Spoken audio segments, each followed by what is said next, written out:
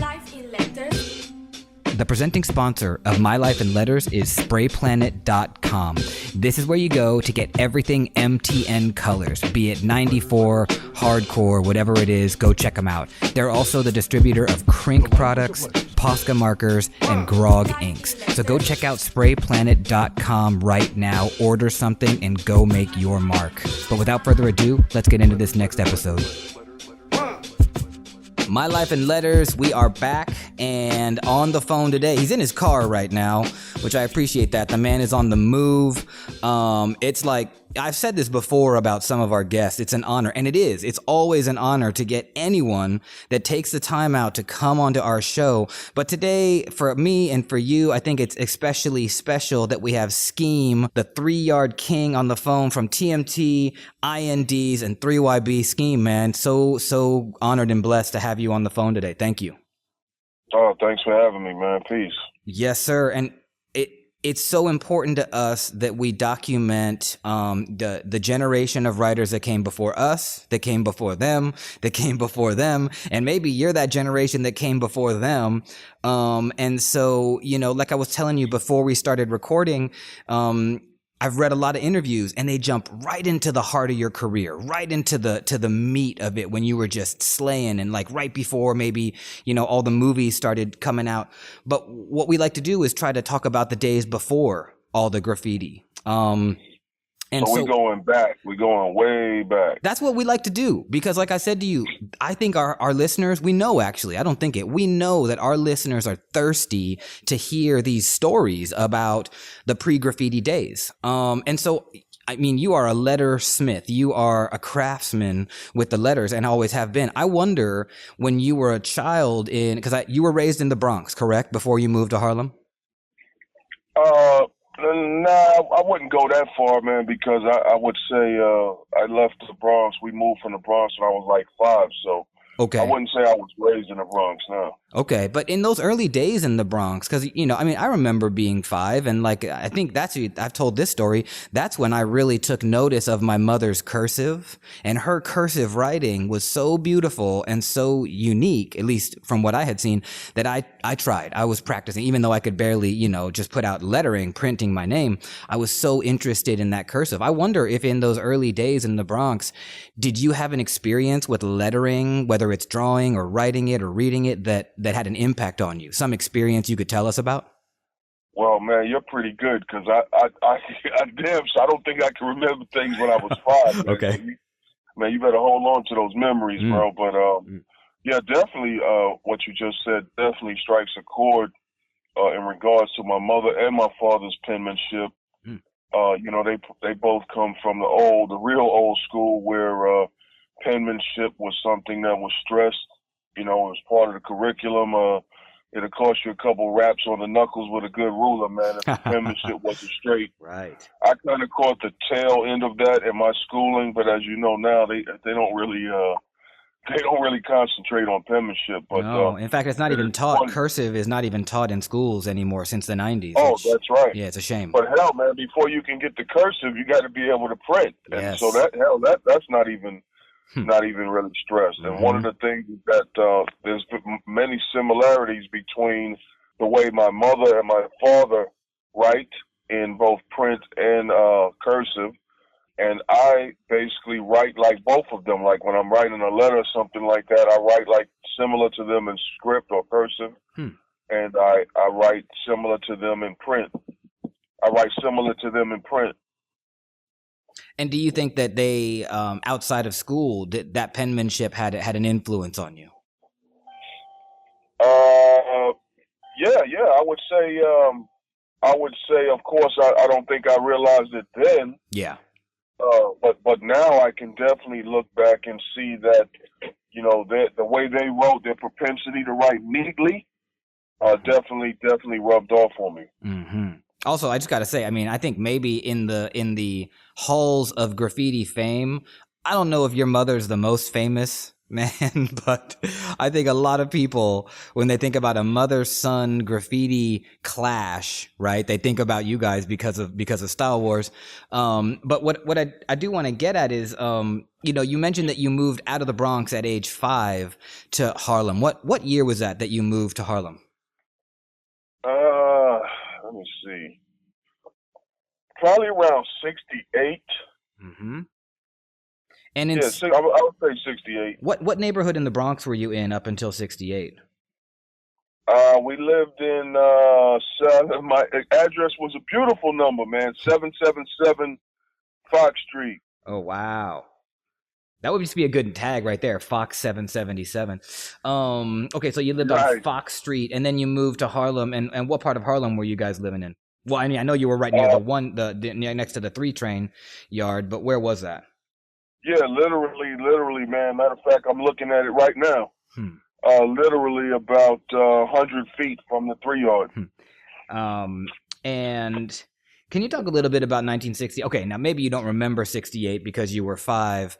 Actually, let me just go there. Like childhood memories. When do the childhood memories become a little bit more clear for you? It wasn't. You're saying it wasn't 68. Was it 69 or 70? Do you have some memories of that time?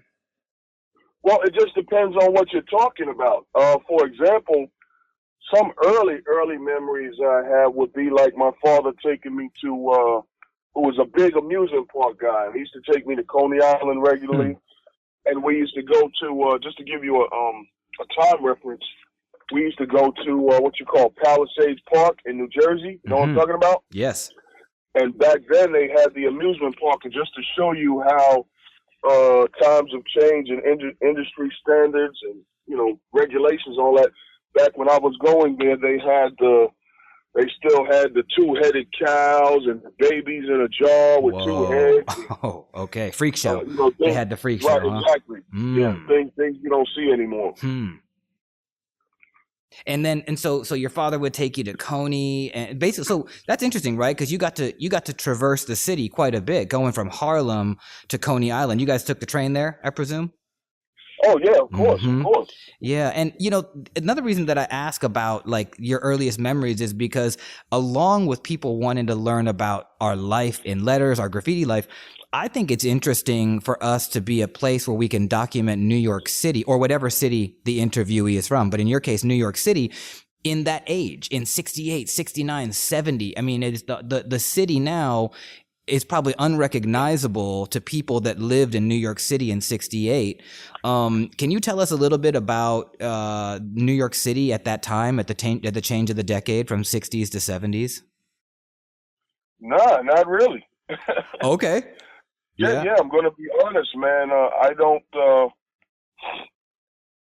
I would, sometimes things flash back, but man, 68 when I was 4 or 5, nah, man, I don't really have many memories other than,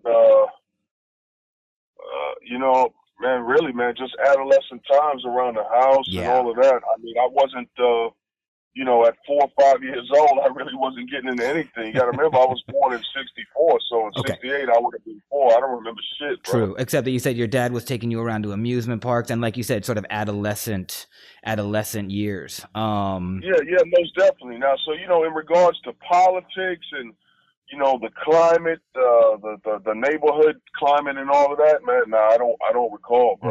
Okay. And I remember reading in some interview you talking about how, Harlem was sort of like it was like a Disneyland type of thing. And so I think that probably can equate to good times as a child. And interesting that you maybe referenced Disneyland in that other interview, and you're talking about amusement parks now. Sounds like actually they had a profound effect on you, those amusement parks. Yeah. Mm-hmm. Right. But when I think I know the interview you're speaking of, and when I made a amusement park or Disneyland reference earlier, I was talking more when I was a teen. Okay. And I was running up and down Hunts Point and 42nd Street and all the fun places, man. All the places I had no business being. That was an amusement park, bro. I bet it was. And so, being that this is My Life in Letters, we do want to stay on topic with that. If you're taking the subways all the way from Harlem to Coney Island, looking out the window and let's just jump a little bit. Let's say it's 1970 or 71, right? And you're a little bit older.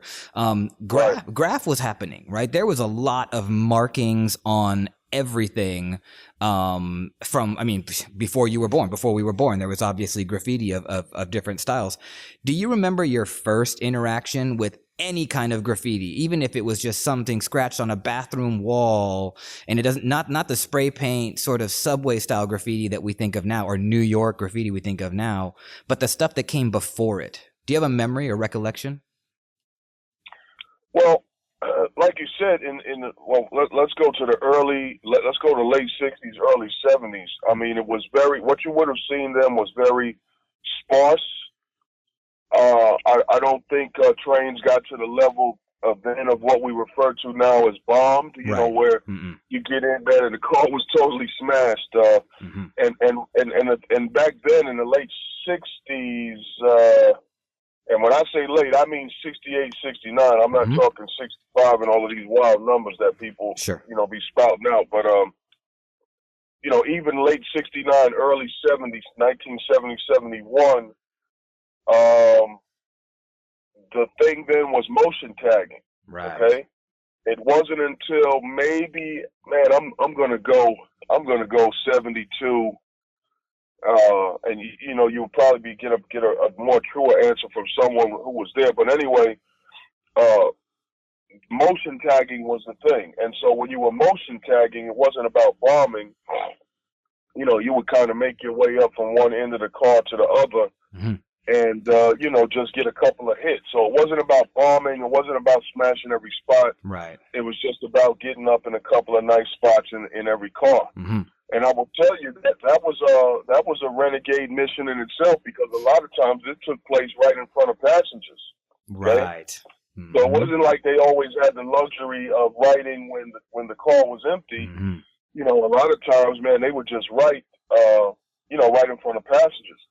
And so, of course, man, things being what they were with the 2 train and the 3 going up into Harlem and the Bronx, I don't really think they cared what the inside of the trains looked like when they made their way up to the Bronx and then down into parts of Brooklyn. So, they weren't really stressing it like that. Okay. And had you taken notice of those motion tags in 70 or in 71 yet? Was that on your radar? Yeah, I saw it, but it wasn't like it. To me, it's almost like looking at something out of focus. Like you would see it, but I didn't know what it meant. I didn't know who it was.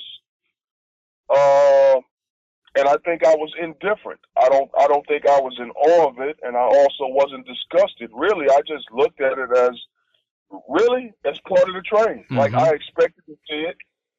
I was used to seeing it. I grew up seeing it, and so it was just something that you saw when you got on the train. Yeah, I've heard people refer to it as it was just sort of like background or even background noise in a way. Like it was just there. Yeah. It was present. Yeah, exactly. You don't question the sound the train makes. It just makes a sound, and people didn't question some markings they saw. They were just there.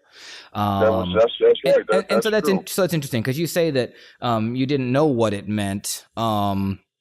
When did you start to kind of get a little bit more interested in discovering what it meant? How many more years went by before your interest got more piqued? I'm going to say probably around 75 or 76. And that's more in reference to neighborhood graffiti, so to speak. And, we don't like to use the graffiti word, but just for our listeners, for our lay listeners, I'll go with the term graffiti. But, as you start to view neighborhood graffiti, and you might start to notice the names of people from your block.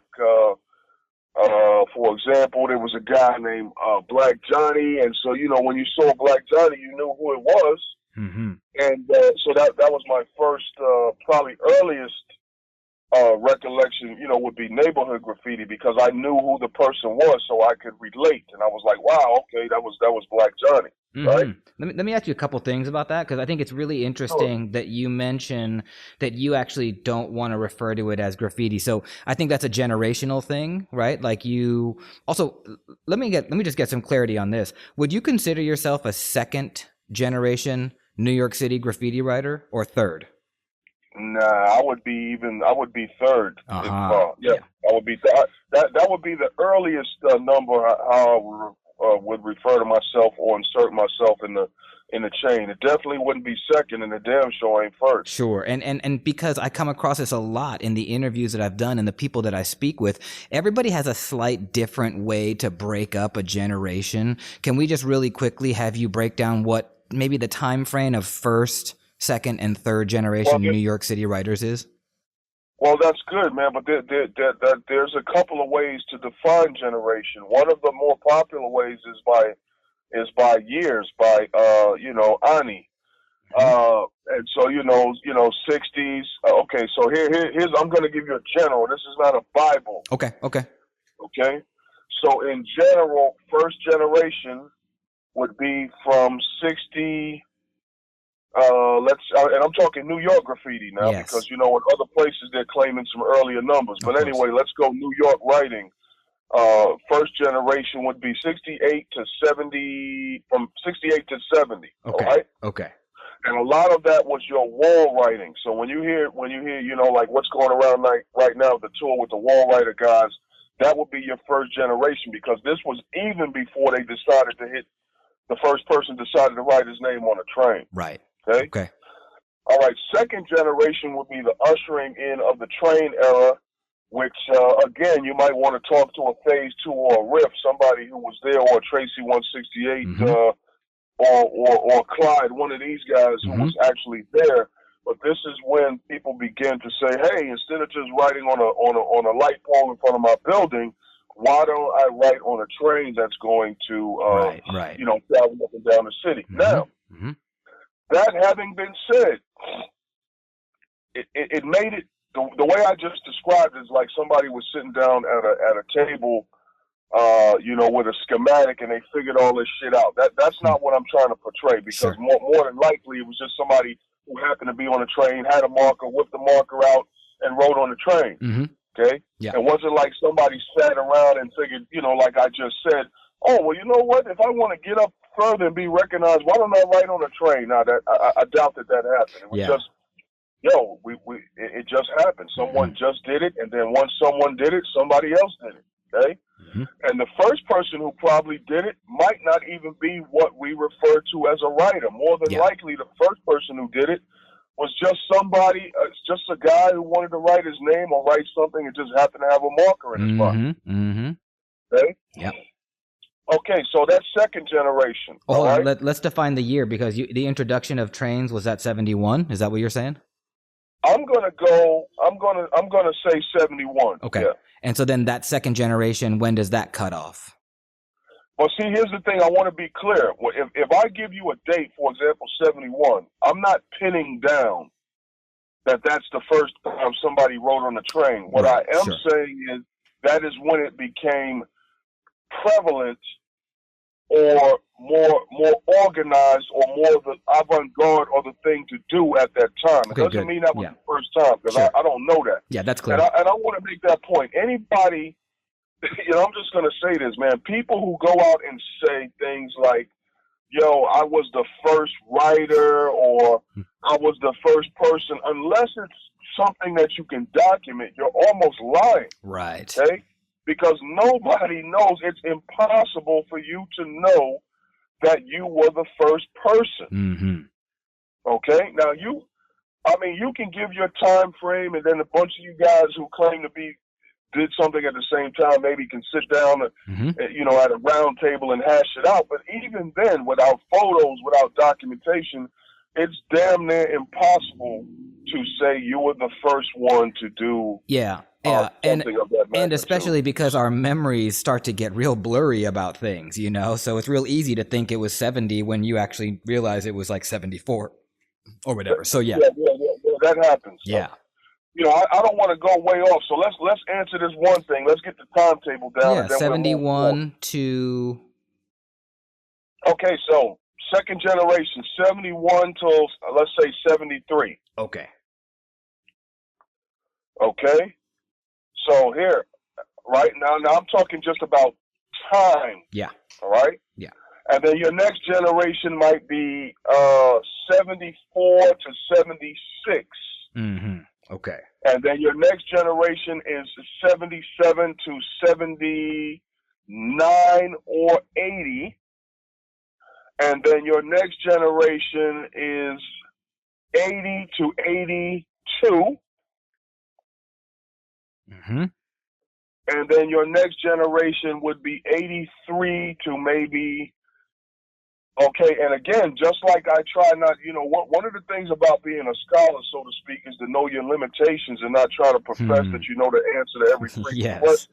Yes. So the same way that I cannot really speak to 71, for example, the answers I'm giving you is out of sheer research, common sense, but it's not a first-hand account. But the same way I can't speak to that because I was not around for 83 and beyond, I cannot really effectively break down that particular generational timetable. Right.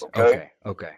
And you got to be careful, man. Anytime somebody tries to answer every question or even shit they wasn't even there, man, you got to look at that person sideways. You're right. And the reason I brought up all the generational thing is because it's something I'd like to get more clarity on for other people listening and for myself to just know.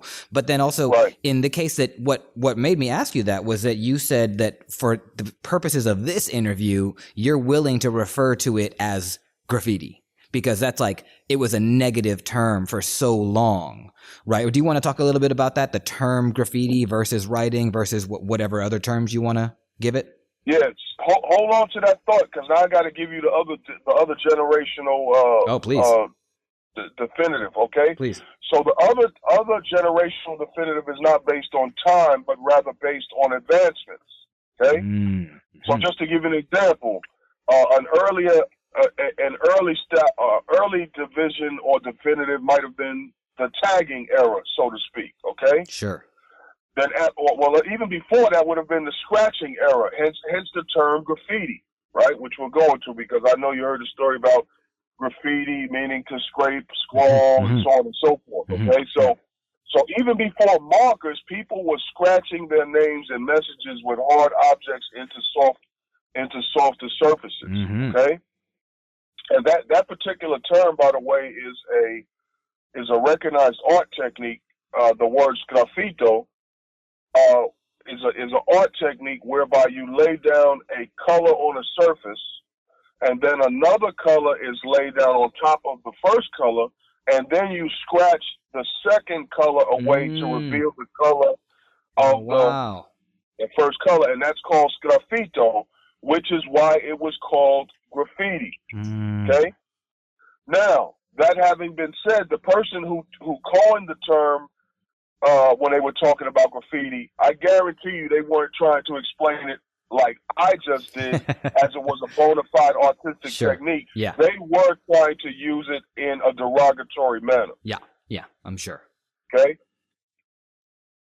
So now let's go generational. So like I said, you got the tag, or before that you got the scratches. Somebody got a hold of a marker, right? After somebody got a hold of a marker, somebody discovered spray paint, okay?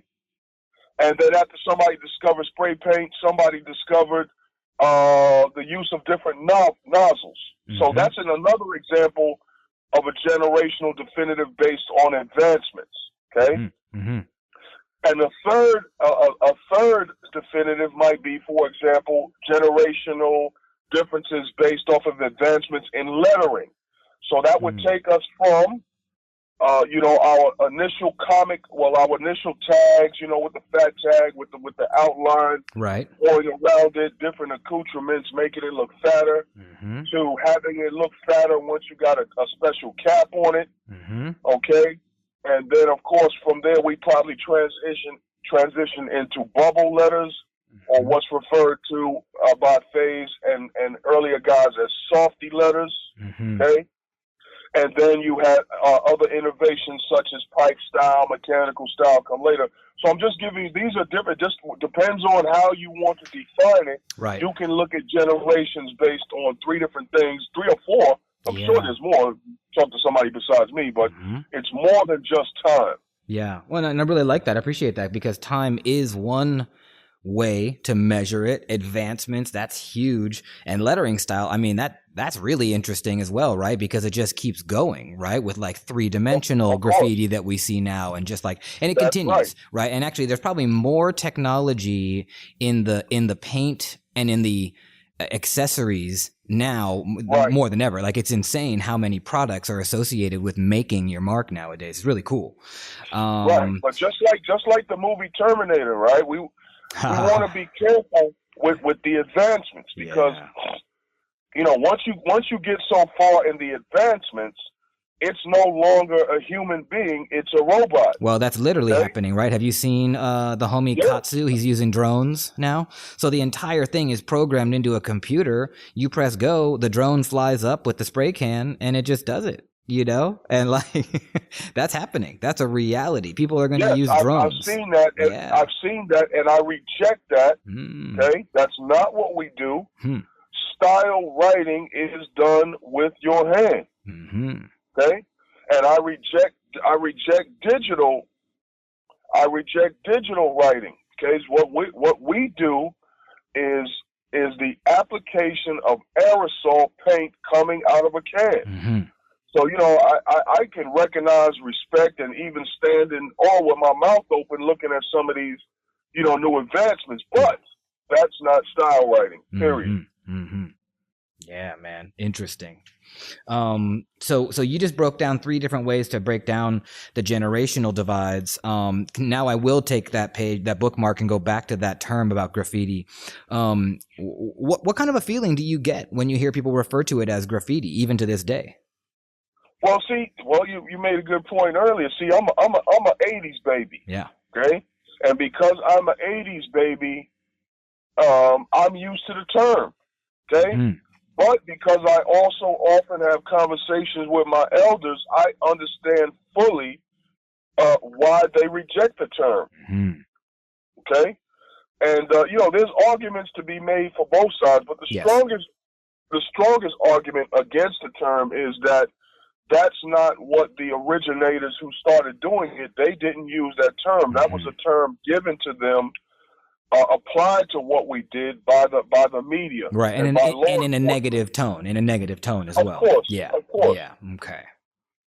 And I mean, I don't want you to speak for them, but what were they referring to it as? Writing. Well, we would simply say, yo, even then, I never said, if my man said, yo, what you gonna do today? I never said, well, yo, I'm going to go write graffiti. I would say, yo, I'm going to write, or I'm going to bomb. Yeah. I never said I'm going to write graffiti. Okay. Yo, that right there could have been its own little interview, just that one section. That was beautiful. Thank you for that. And what I want to do is pull us back to Black Johnny, because you said something about Black Johnny in the neighborhood that I found really interesting, is that you knew it was him. And so I'm curious and you were a little boy, I presume, when you first came across seeing Black Johnny tags? Right. Yeah. How did you know who Black Johnny was? And did he make it obvious, or did you have some sort of insider information because you were in the neighborhood that you knew who he was? Well, no, I just knew him from the neighborhood. And it was just known, because I've had some guys talk about that they didn't know. It was such a mystery for so long. Let me just use the example. Black Johnny was such a mystery for so long. Like, it was just like he was like a phantom. However, it sounds like you knew this neighborhood guy, and is that right? You just knew him by vis-a-vis being in the neighborhood. Well, yeah. Well, see, that's another delineation between anyone who ever picked up a marker and a writer. See, just because you picked up a marker and wrote on the wall doesn't make you a writer. Sure. The same way I reject the argument when people say, oh, well, the cavemen were the first graffiti writers. That's not true. Oh, well, the Egyptians wrote hieroglyphics. Right. That's not graffiti. Yeah. It doesn't, it's just like,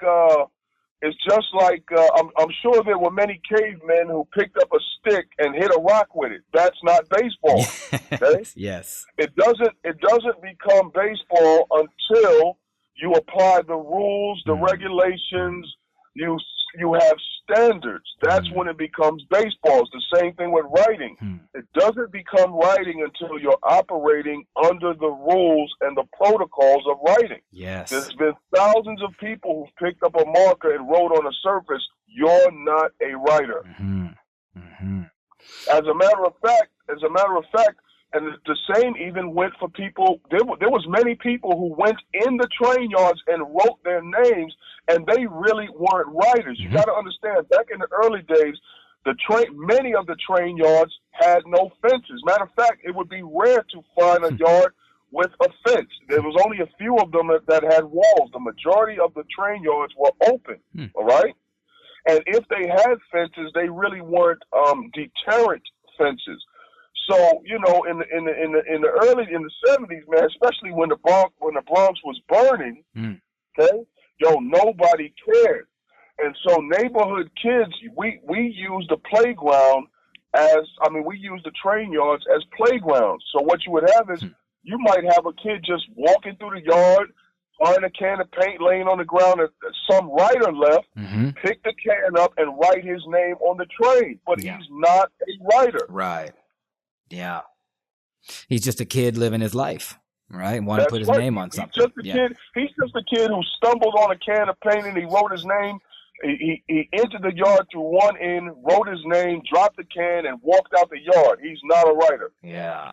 Because he's not operating under the auspices and the protocols of writing. Yeah, and he hadn't even yet to learn the standards, as you put it. So he still had time. He doesn't even know what he's doing. Right. Yeah. Now let me ask you this: Did Black Johnny know? Did Black Johnny have a style that you were like, "Oh, that's this writing that I hear about. That's the stuff." Okay, so here's the deal with a Black Johnny. All right. Okay, a Black Johnny is again not a writer. Why? Because he's violating one of the number one protocols of writing, which is anonymity. Right. All right. Which is why we adopted handles or writing names, so to speak, and that was to invoke anonymity. So usually when a person was writing their real name, that was more likely to be attributed to, just a neighborhood guy, or even their real nickname, that might be attributed to gang activity. But when you were a writer, it was about anonymity. Gang activity or gang graffiti was about, I am so-and-so. I want you to know I'm so-and-so and don't come over here in my territory. Right. Okay? So it wasn't about anonymity. Writing, it was about anonymity. Yeah, so was this guy... and when I say anonymity, I mean to in regards to law enforcement and the public, okay? Of course, as writers, we kind of knew who each other was because of the school networks and the neighborhood networks. Okay. Also, did you say it was about 76 or so when you came across Black Johnny, or was it before that? Let me see. In 77, I was 13. So I would say, before 76, yeah.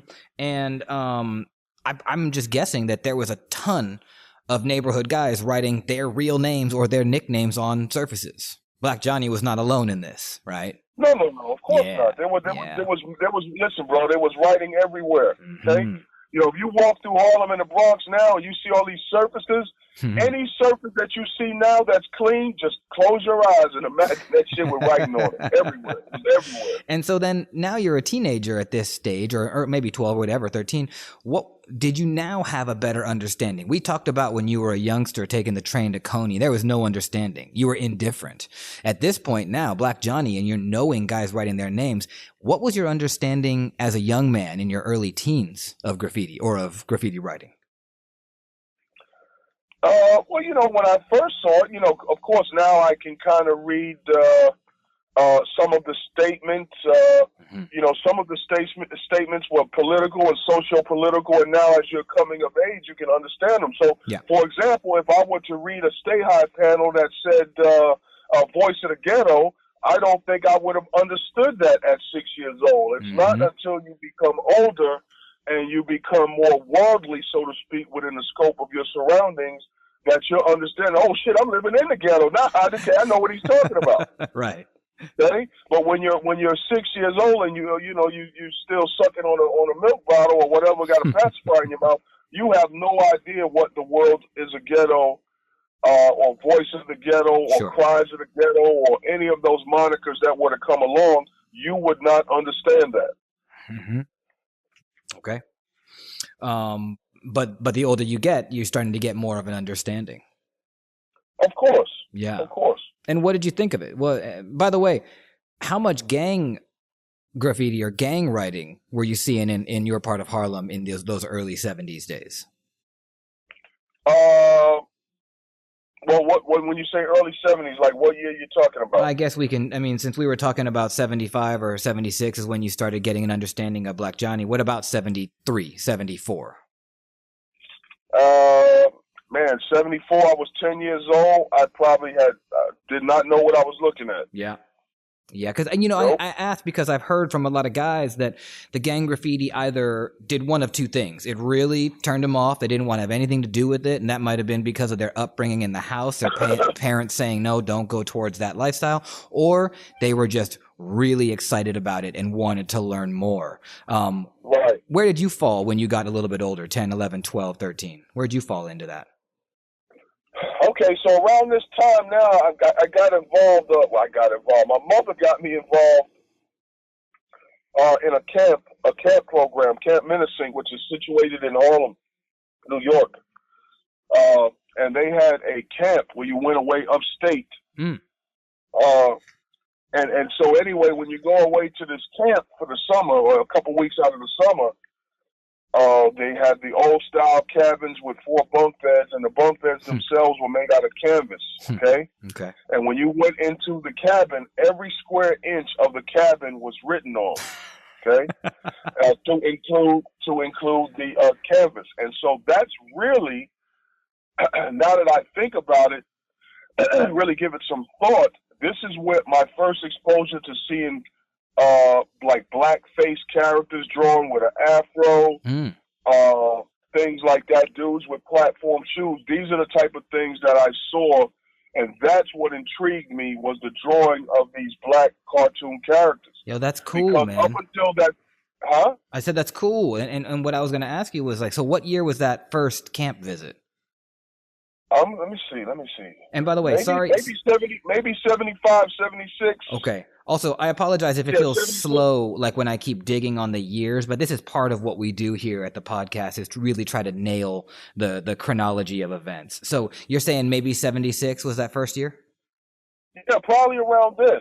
Because, up until that time, one of my biggest influences was, of course, comic books. All right? Mm-hmm.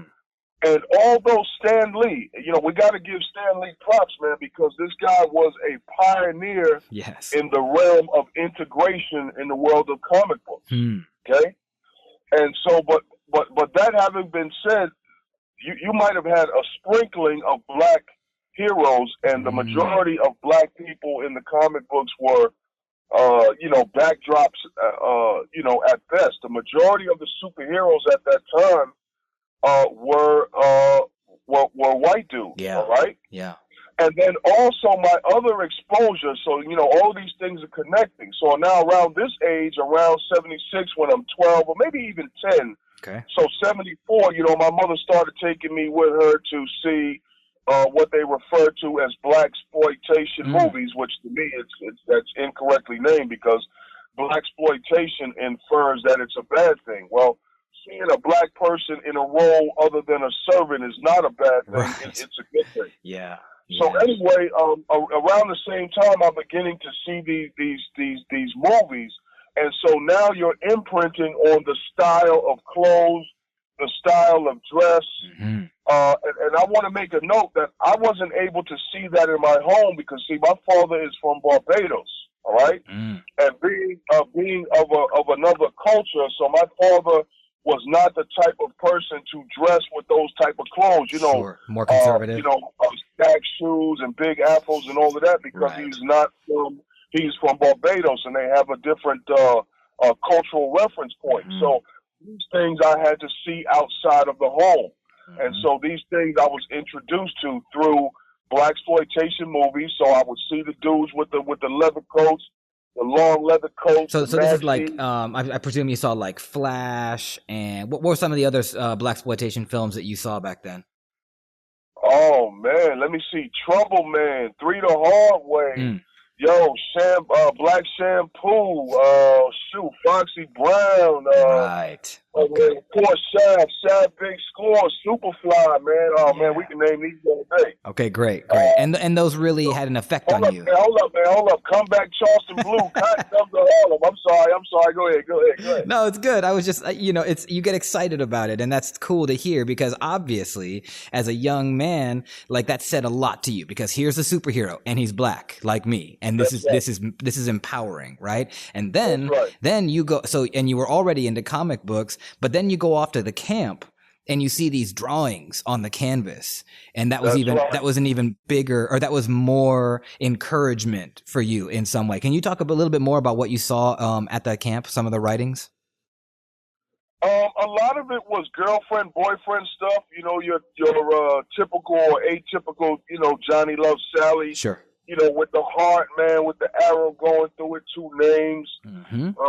But there was also some intricate designs, a lot of bubble letters is what I recall. There was a lot of bubble letters. There was no what we refer to now as burners. There was no right.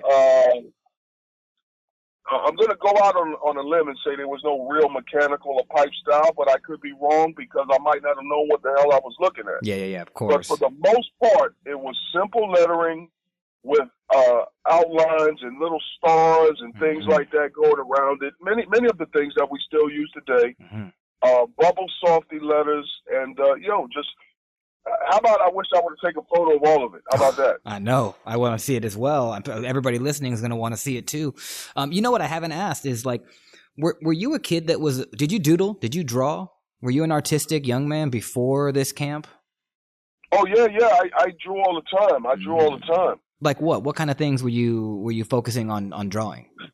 Oh, man, you talk about wishing you would have saved something. One of my favorite things that I used to draw is I would take anywhere from 2 to 3 or maybe even 4 pieces of paper, right? And I would draw an entire, because I kind of left this out, along with the blaxploitation movies at the same time, we was also getting exposed to karate movies, okay? Same time. All right, so what I would do is I would draw an entire fight sequence, frame by frame, of 2 dudes in a karate match. And that was my favorite thing to draw. I would draw the 2 guys, almost as if I was making stop motion photography. Oh, wow. I would draw them punch for punch. And I had pages and pages and pages and pages of that. So the very similar effect with the karate movies. Here was up until then you had seen the Fu Manchus and, guys like that. Usually Asian guy was a servant, in television. Now, Asian guys' roles were very restrictive, just like black folks and Spanish folks. They were relegated to either they was some kind of spy, or they was an evil, sinister dude, or something like that. They didn't have a wide range. So when these karate movies came out, it was just being able to see so-called Asian people in another light, and these dudes are superheroes. Right. Okay? Right. Yeah. That's right. And so you were an artistic kid. Man, I would love to see some of those drawings myself. So now you go to the camp and you see all this writing, including bubble letters, which may or may not have been sort of softy style letters, but they were bubbles, definitely, right? And you knew it. Right. Did you make a connection yet between maybe some of the stuff you had seen back in the city on the walls of Harlem, and what you're seeing on this canvas at this upstate sleepaway camp? Was there a connection made yet? Well, I'd be lying to you. What I can tell you is true is that I would lay on the canvas cot and copy, and of course draw my own, write my own name. Now, notice I'm telling you 75, 76, but nowhere will you ever hear me say I started writing in 75 or 76. Again, because I'm not writing under the auspices and protocols of writing. Right. So, you hear a lot of guys, oh, yeah, man, I was writing in my steps and all that. Bro, that's not writing. Yeah. Okay. But you said you were writing your name. You were writing your birth name, your given name. I'm not going to lie to you. I wrote a whole lot of stuff. Bro. I mean, I read that you wrote Cheerios. I read that you wrote a couple other like really great first names. And maybe I'm jumping ahead to Cheerios, but in '76, can you tell us some of the things that you were doodling there in that camp? Nah, man, I probably was writing the name of this girl I used to like. A couple girls I used to like, man. Okay. Yeah, a girl named Dachonne, Dachonne. Mm-hmm. The likes I know used to write her name.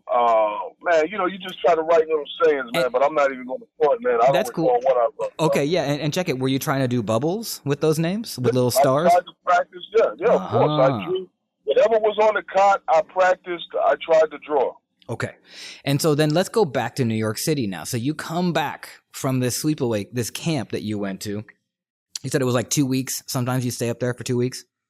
Right. Mm-hmm. So when you come back to New York City, was it all the same? Was everything the same? Or did you have like a newfound thing because you had started doing these little bubbles up there? I'm going to say I left that up at camp. Okay. Yeah, I did not start writing. I did not pick up a marker and write in the street until maybe 78. I might have picked up a marker and wrote in the street or wrote on the train. Okay. But like you said, you still don't know the protocols or the standards, so you weren't going to call it that's your graffiti. That was just a kid. Yeah, you were just a kid living his life. Yeah. Okay. Can you tell us what you might have been putting up in 78 then at that time? What were those things you were writing with that marker? Don't remember. Okay. My writing memories begin with, like you just said, my first writing name, which was actually I usually say Cheerios, but even before that, I wrote Spivey, Spivey. What's that all about? And then, man, I don't know. Really? You just grab those. I'm sorry to cut you off. You just grabbed those letters or that word Spivey, and you wrote it a couple times, but it didn't have any meaning. It was just a word. Yeah, and the way I remembered it is because I was going through some old books at my mother's house, and I happened to find an old address book from '78, and when I opened the book, it has my tags. So to speak, in the book. Spivey, I think in this particular book it says Spivey. I even wrote Kilroy in the book. Spivey, and it might say Cheerios in that book as well. Listen, so I remembered about Cheerios, but I had forgotten all about Spivey until I opened that little book. Also, when you mentioned Kilroy, were you familiar with that famous kind of Kilroy character with his face coming over the wall? Okay. Did you see that with your own eyes somewhere, or was it just recreated by a million people the way a lot of people experience that? Yeah, most likely I saw it in a movie. Okay. All right. Most likely I saw it like in an old World War II movie because I believe they showed that in a couple of old World War II flicks. Yes, I think that's right. Okay, so Spivey, a little Kilroy reinterpretation, and Cheerios. But all of this was, what are you, 15 approximately, 14? And, you got a marker. Also, we gloss over sometimes our very first tools that we used. Do you remember what that first marker was that you got and where you got it from? No. Okay. Yo, I appreciate the honesty. It's great. Okay. So you're spending some time now, 78, basically just learning the standards, trying to put stuff up. You hit some inside, you caught some motion tags here and there? 78? No. Okay, let me rephrase that. I've never motion tagged. Okay. Okay. See, like I said, and if I said that, I'm misspeaking. I never personally motion tagged. No, you didn't say it. I actually said motion. You just said that you hit that you had tagged some walls, and I think you said you had tagged some trains with that first marker. Yeah, but I never motion tagged. I want to make that clear. Yeah, that's clear. Got it. Yeah, because I don't want to mess around with my dates. Now, what happened with my dates? Let me tell you real quick. in one interview, and it might have been, I think, for Henry Chalfant, Henry asked me when I started writing, and I said 1980, right? And people kind of got fixated on that date, all right? And actually, I misspoke. I started writing in 79. Now, the reason that I misspoke is because I have a bad reference for the years because I didn't graduate. So, you know, a lot of times I was confusing, like I'm trying to count back the years from the time I went into the Army to when I was a freshman. Okay, so I went to music and art as a freshman in 79, which is when I started writing.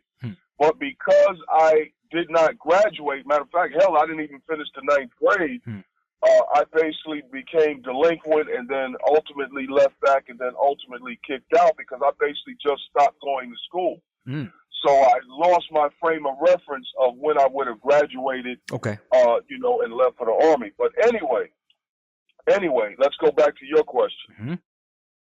Which basically was those first tags you were doing was with that marker. You don't know where you got it or what it was.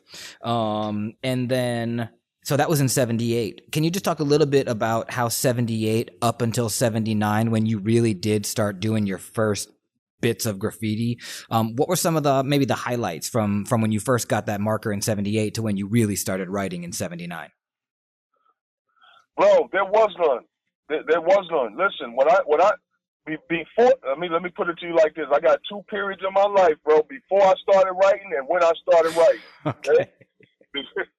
Before I started, I'm not professing to do anything remotely close to writing. I'm not even going to call picking up a mark and writing anything. It's not writing. Okay. I started writing in 1979, and I came out the gate blazing. The very first time when I started writing, okay, immediately that night, my mentor, my brother by the name of Mr. Mean, took me to the One Tunnel, and I've told this story several times. Quickly, he was at my house.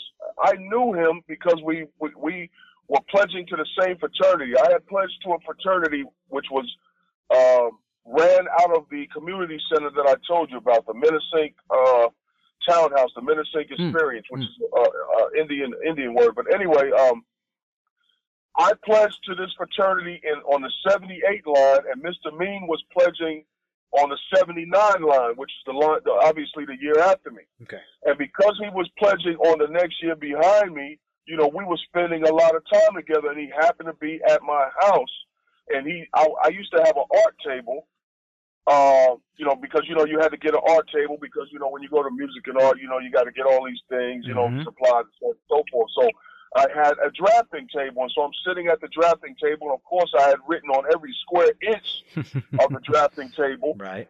And then he saw me writing, and he said, "What are you writing?" I said, "Yo, I'm writing my name."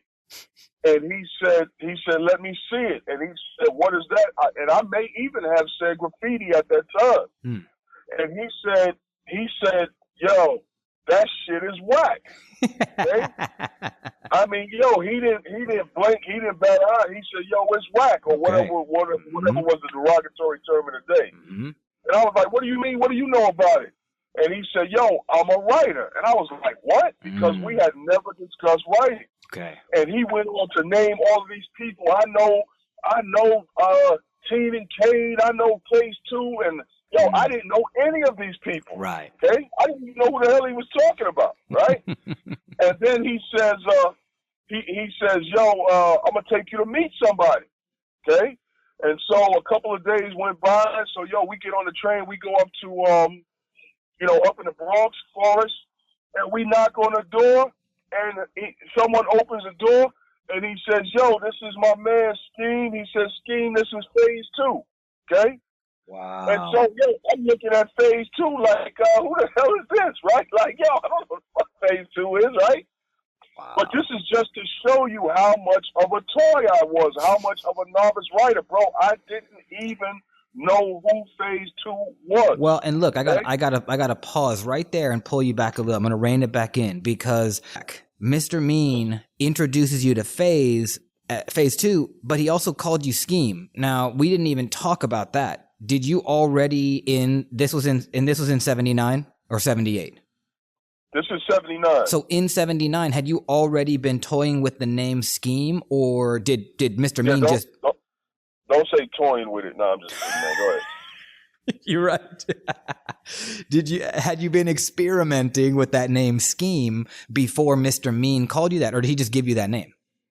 No. Well, okay, again, so let's rewind a little bit. Yeah. Okay? The name I was writing was Cheerios. Yes. Okay? And he was like, yo, that's horrible. He said, first of all, the name is whack. It's a cereal. He said, number two, it's too long. Okay, he said, you'll be in the yard, you'll get caught before you finish that. Right? He said, yo, right. He said, I said, well, how many letters? He said, the best names are 5 letters and less. He said, but there are some people that have been successful with 6-letter names or even longer. For example, there was compound names. For example, Super Strut, Super Cool. These are obviously more than 6 letters because they're compound names. Mm-hmm. An example of a successful 6-letter name person, for example, would be Jester, right? Mm-hmm. But he said, generally speaking, try to keep it down to between 5 and 3 letters. He said 2 letters ain't enough, and 6 letters is too many. Okay. All right.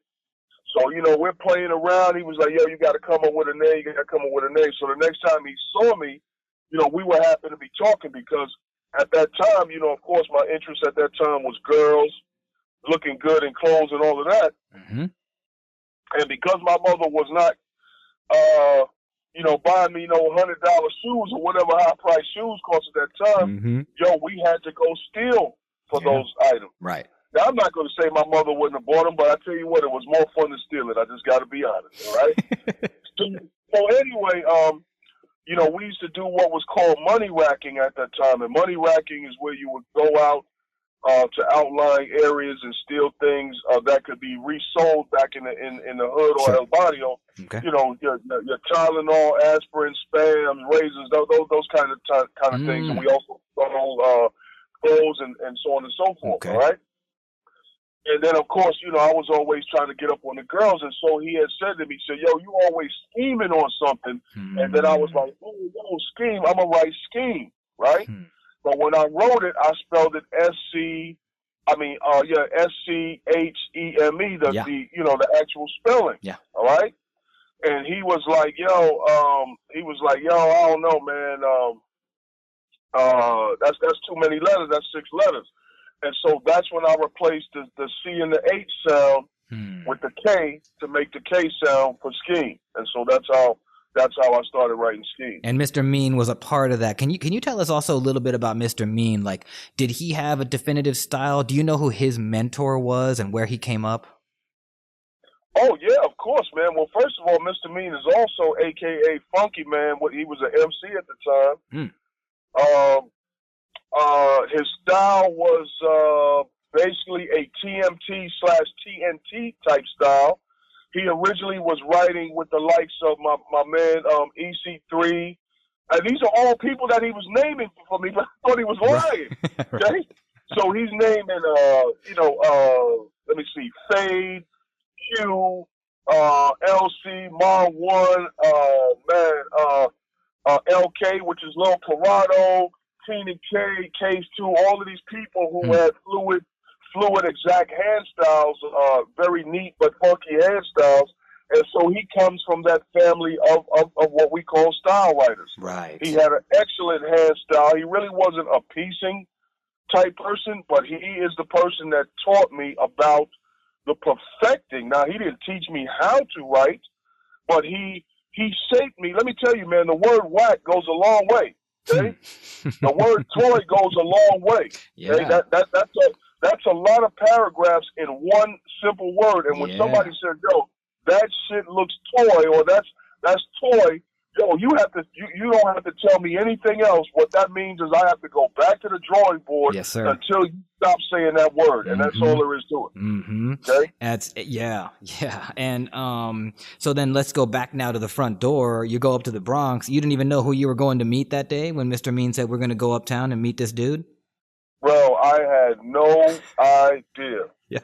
And when I saw him, if you know FaZe, he's a very tall, statuesque individual. He looks a little bit, of course, he's older than me. So at that time, if I might have been 14, I don't want to tell his age for sure because I really don't know it. But, to me, he looked in his 20s, so he, was looking almost like, basically like a grown man to me. And I'm like, this old dude is a writer, right? You know what I mean? And I was like, yeah, all right, bro, I didn't even know who Phase 2 was. So what I'm trying to explain to you by that story is I didn't grow up like most kids with a bunch of writers in their buildings. Yeah. Or the number one place where you meet writers is in school. See, because I went to private school, I didn't go to school with all of these prolific writers. So I didn't learn writing like that. See, the number one way writing is passed around and passed down is in school. Mm-hmm. Yeah. Okay? So I basically had to learn more or less on my own because I didn't have a bunch of friends. It was just destiny that I had this one friend, Mr. Mean, who was a writer. He was the only writer that I knew. Yeah, that's amazing, man. And then he takes you up there to meet Phase 2. Can you tell us what happened next? Did you go in the house? What happened when you met Phase? No, we didn't go in the house. If I recall, I remember Phase stepped into the hallway. He talked to me. He talked to me about writing. What you write? Yeah, man, keep it up, man. Things like that. He was very encouraging. He wasn't. He didn't treat me like a toy, so to speak. Okay. And when I say toy, I don't mean that in a derogatory manner. Being a toy is just one of the phases of being a writer. Absolutely. Nowadays people are so sensitive about that term. Who you call a toy? Listen, bro, it's part of writing law. It is our word for novice. Yes, exactly. Okay? Yeah. And but anyway, he was just he was cool. We rapped for a few minutes, and I didn't run into Phase again for a couple of years. Okay, and then I don't want to jump way ahead, but just as things would have it, Phase was commissioned to execute the infamous Tough City car. And I don't want to tell this part of the story because this is his part of the story. But you got to hear him because he talks about how on his way to meet me, how he literally snatched a piece of paper and drew the design en route while he was on the train. Wow. Yeah, it's amazing. So anyway, he got commissioned to do this train that was going to be used as a logo for Tough City Records. Right. And for whatever reason, you would have to ask Phase why he picked me, why he selected me, why he reached out to me. But for whatever reason he did it, I'm thankful. It's like getting blessed by the Pope, man. It's like getting knighted. That's right. When you got Phase 2, when Phase 2 calls you and says, I want to do a whole car, I want you to come do it with me, bro. You know what you do? You go. Get your ass there, you tie your Pumas up, and you walk out the door. Okay? That's good. And that's all there is to it. Yeah. Okay. So obviously meeting Phase that day, you didn't even know who he was. But when you left, how did you feel when you left that building with Mr. Mean? Were you a different person? No. Okay. No. No, because but it's not because of a lack of Phase's notoriety. It's because of lack of my knowledge. Yeah, you just didn't know exactly. Yeah, I didn't understand his importance, and I know Mr. Mean knew I didn't understand, but he was smart enough to expose me to the right people. Like even at that young age, we were like 14, 15 years old. Okay.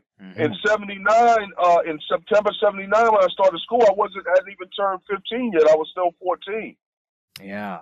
Okay, and Mr. Mean, I think, is 1 year. He might be 1 year younger than me, so he might have been 13. But he had the wisdom and the foresight to say, I think this dude is going to be somebody. Let me go introduce him to someone who is who is a prolific individual in this culture, and that's what he did. Yeah, and that's like amazing, man. Just to be kind of graced like that, like you said, it's like kind of being knighted or being, talked to by the Pope. I mean, that's amazing. And so, now to go a little bit further forward, it's now you've met FaZe. I'm just guessing that you're starting to gain a little bit more knowledge that this culture is big, that there are people at different levels, or like a hierarchy, right, of people. Yes. Yes. What was the next step for you to go do that first piece of real graffiti? Because from what I know now, you've done some Cheerios tags and some Spivey tags. Then you have a new name, which is Skeme, because you were doing some bubbles with Mr. Mean. You meet FaZe. What happened next? Well, Mr. Mean, I said to Mr. Mean, I said, yo, I want to hit a train. And he was like, yo, kid, you sure you ready for that? And I was like, man, y'all want to hit a train. He said, all right, I'll be over there. And so I don't remember if it was the same day or whatever, but anyway, he showed up and he said, yo, I'm going to take you to a layup. Okay? And of course, he's explaining to me what a layup is and the difference between a layup and a yard and the elevated and all of that. And so I said, where we going? He said, yo, we're going to walk up the hill to Broadway. All right, 145th, which of course is the one tunnel, and so we walk up to 145th and Broadway. We come in the station, we hop the turnstile, and there just happened to be a train laid up right in the middle, in the middle track. Right there where you would actually get on the train. So it wasn't even like we had to go in the tunnel. He just jumped down on the tracks and climbed up in between cars, and I followed him. Let me get a couple details real quick. This was in, did you say September 79?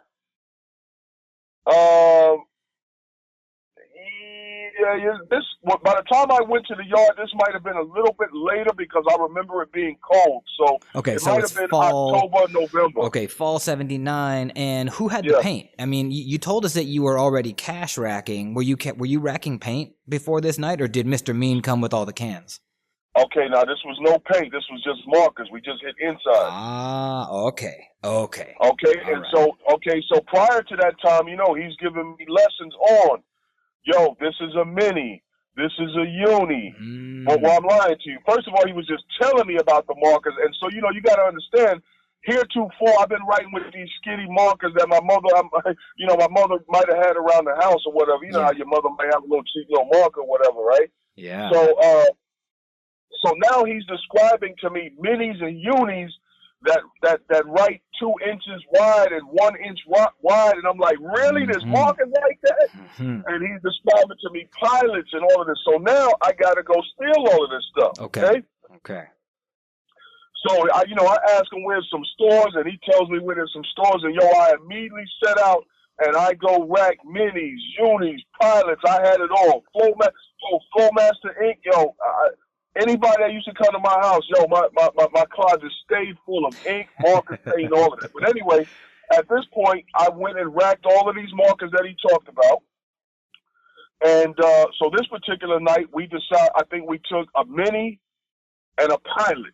We took only 2 markers, 1 mini and 1 pilot, and a small can of ink. Okay. I remember him sitting me down and showing me how to pin out the tip, which is where you take like a safety pin, and you keep stabbing the tip until it flare it out. Yeah, that's right. Now, that's one type of effect because, of course, if you want a more sharper edge with a calligraphy type tip, then you don't pin it out. Okay, so there's multiple ways to use it. Sure. So anyway, we did that. He showed me how to fill it up. We flooded it. What we call, flooding it, where you fill up the marker with so much ink it's damn near pouring out. And, we got the things ready, wrapped them up in tape.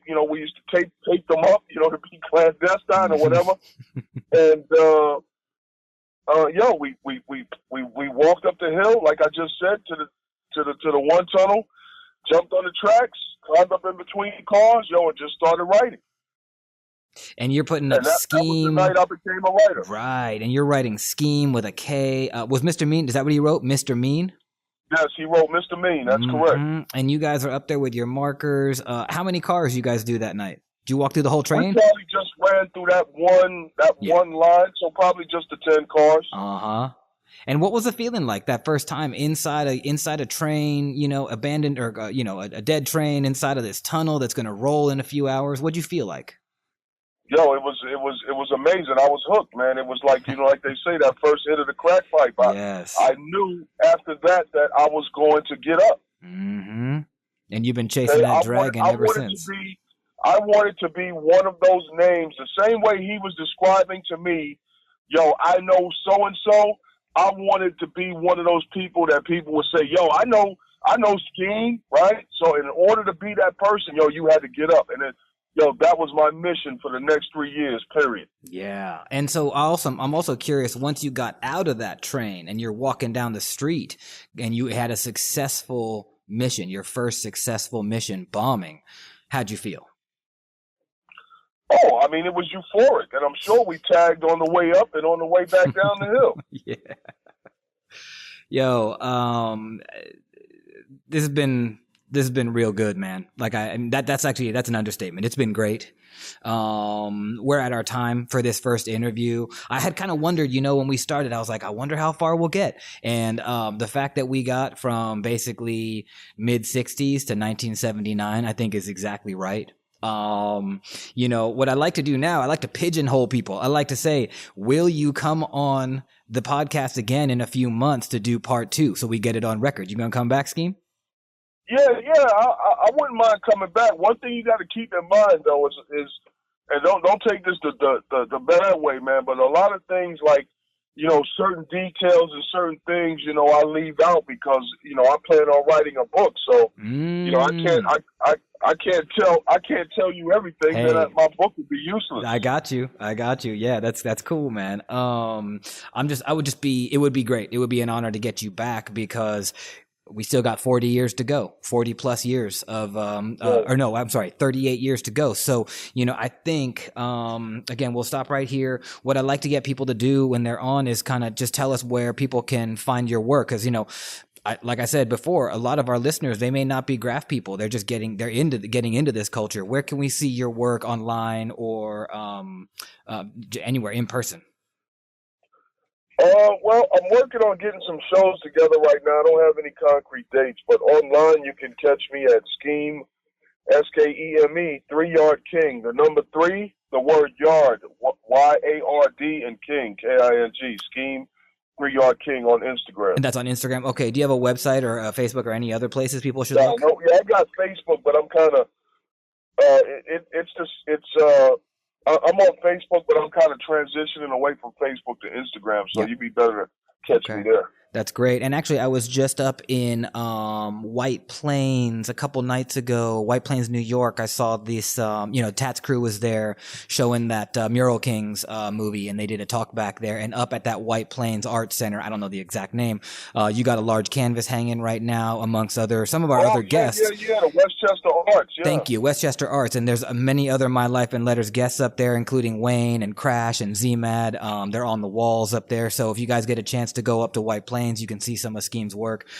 Dude, it's been great. And I can't thank you enough for, not only taking the time, man, but I think I was making you scratch your head a little bit on some of these dates and making you dig for some stuff that I hope that actually you haven't thought about in quite some time because yeah, most definitely. That's great. You know, one of the things about interviews, man, I'll just say this, man, you got to be careful because sometimes there's a thing called, microphone-itis, man. You know, sometimes you get a microphone in front of you, man, and people just fucking get diarrhea of the mouth, and they just start saying anything. You know, okay? I try to rein it in. Yeah, you got to be careful, man. You can't, I know. I do know. And listen, we're going to wrap this up right here. Again, thank you so much. And we look forward to getting you back on the pod in a few months and we'll pick up where we left off in, 1979 in the fall.